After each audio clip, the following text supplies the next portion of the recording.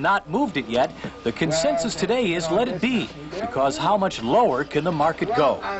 And with more now on how people in the Cleveland area are coping with the huge losses in the stock market and what they're predicting for tomorrow and beyond, News Center 8's Mike Cragen.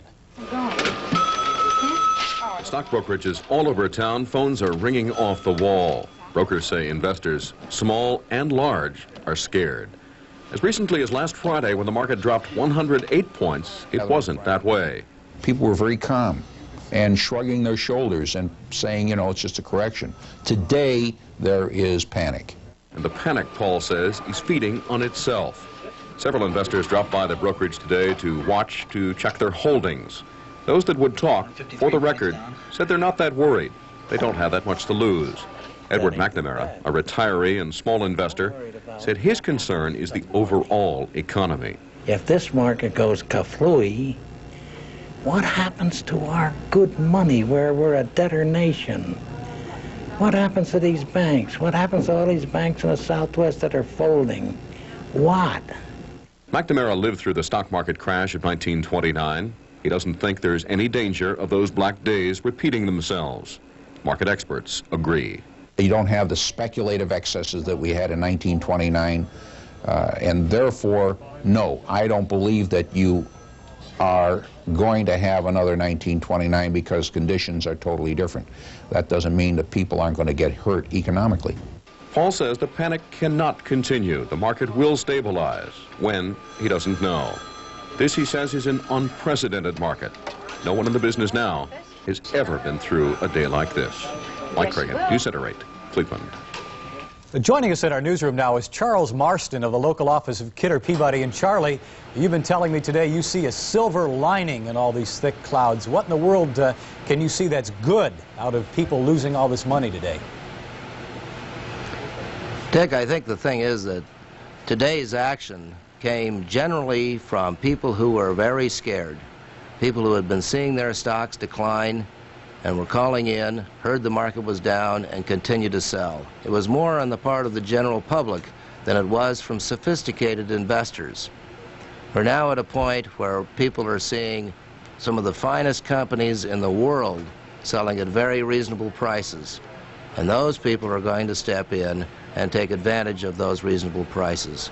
Not because they're going to go up perhaps this week, but because they recognize that they will be going up in the long run. All right, that's the next question then. What do you see for stock prices tomorrow, the rest of the week, maybe a month from now? Tomorrow, because of the follow-through and the continued worry on the part of the general public, because of certain margin calls, the stock market may very well come in at lower prices on the opening. We do believe that in light of the fact that the bond market was very strong today, that will turn the market and we'll start to see higher prices. Yeah, Charles Marston at Kidder Peabody, Tim. All right, thanks, Dick. Charlie, I want to ask you, former presidential advisor Don Regan is blaming the plunge on computer trading, whereby wild selling occurs because computers are programmed to sell at certain price levels. Now, Regan says if it was up to him, he would ban computer trading. How do you feel about that? At any given time during the day, computer programming and computer selling might influence the market. But in the short run and in the long run, computer selling does not influence the market. It's the general flows of the general public that really sets the prices. So that perhaps it causes dislocations in the short run. Certainly today was not strictly to blame on the computer selling that was going on. I don't believe that sort of thing should be done. All right, fine. Thanks very much, Charlie. What a day. Right. Thanks, Dick. The second big story of the day is in the Persian Gulf, where U.S. forces this morning launched retaliation strikes against Iran.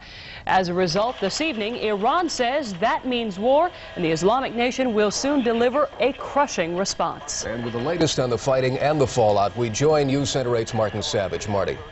Well, Robin and Tim, there were 4 U.S. Navy destroyers which opened fire and demolished what was said to be an armed Iranian oil rig in the Persian Gulf today. Then, several hours later, Navy commandos boarded a similar military-style rig and destroyed radar and radio communications equipment. There were no reports of casualties on either side. Oil installation that the four Navy ships trained over 1,000 5-inch shells on for 45 minutes today. Prior to the attack, the Iranians aboard were told of the imminent attack and, according to U.S. officials, evacuated. The derrick was called a military forward staging area in the Gulf and a proper target in response to Iran's attack on a U.S.-flagged oil tanker Friday. What is important is for Iran to realize that they cannot make unprovoked attacks on neutral, non-belligerent, legitimate shipping in the Gulf without some cost to them. On Capitol Hill, where some members were told of the response last night, the mood was supportive.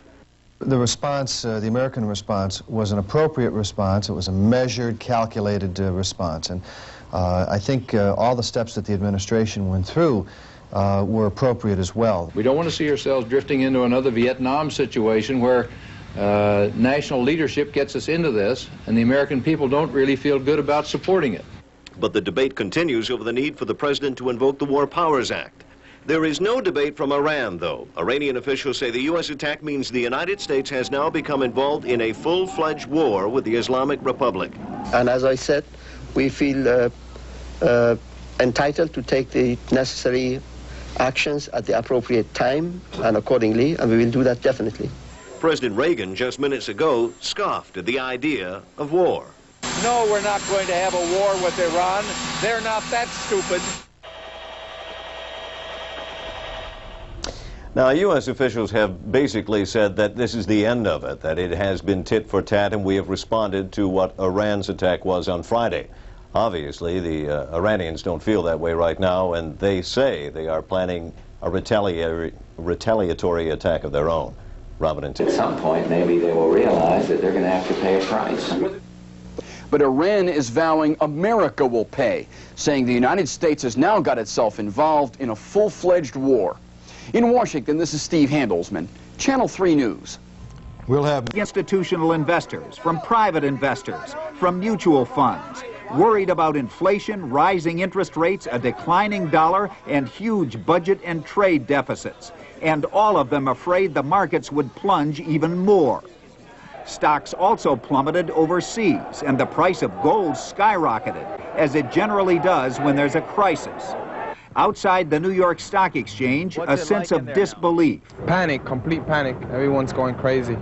What's going to happen to the country if it does crash? 5 years ago, when the bull market began, the Dow stood at 776. It rose steadily, peaking at 2722 2 months ago. Then, in the last 2 weeks, a collapse. The Dow losing more than 860 points in just 5 trading days during that period, wiping out more than 30% of the gains from the entire 5-year bull market, more than half of that in 1 day. New York Stock Exchange Chairman John Phelan tried to be reassuring. We don't know where this market will end up, but I think that we are extremely fortunate today that the country is in a very strong position and we're not going through a period of hyperinflation or the tail end of hyperinflation. But stockbrokers like George Comas of Merrill Lynch were bombarded with sell orders from their customers. Jeffrey, not a good day. By the end of the day, the brokers were drained. Yeah, give me a little water and a couple of aspirins. I feel I could use it. And it wasn't just the stockbrokers who had a bad day. It's going to affect my pocketbook. It's going to affect everyone else's pocketbook. And I think the consumer will hold back. What concerns many experts now is the psychology of all this, that the stock market panic will affect people who don't even own stocks, make them fearful of borrowing, for example, to buy a new car or a home because they fear a recession. That could slow down the economy and lead to a recession. A week ago, most economists were saying the stock market decline was merely a correction, a downward tick in an upward market. But today's plunge was so huge, so shocking, that no economist, no Wall Street analyst was willing to predict where it would end. Mike Jensen, NBC News, New York. Almost every stock took a hit today, but some of America's best-known companies were among the biggest losers. Digital, the computer and electronics giant, was down 42 1/4. CBS, which had been shooting up, lost 42 1/8 today. IBM, the bluest of the blue chips, off 32 points today. General Motors was down 12.5 points. AT&T, another investor favorite, off 6 1/4 today. A man who's had a very busy day is the chairman of the New York Stock Exchange, John Phelan, who's with us now on the street. Mr. Phelan, some people have recommended that you delay opening tomorrow to give the stock market and the investors a chance to catch their breath, to catch up with the psychology of all of this. Have you considered that? Well, we have considered it, and I think right now we are really thinking of opening 9:30 as usual, because it doesn't seem to mean very much whether we open at 9:30 and 10:30 in the morning. People should know what they were wanting to do. They should be over the initial shock of what's happened, and hopefully they can view things in a sane and dispassionate point of view. There are also people who say that we should now make illegal the so-called index trading, where big computers just automatically trigger the sale of some stocks when they get to a certain level. Would you be in favor of that? Well, I'm not sure that you should ban them, because they become a valuable tool for institutions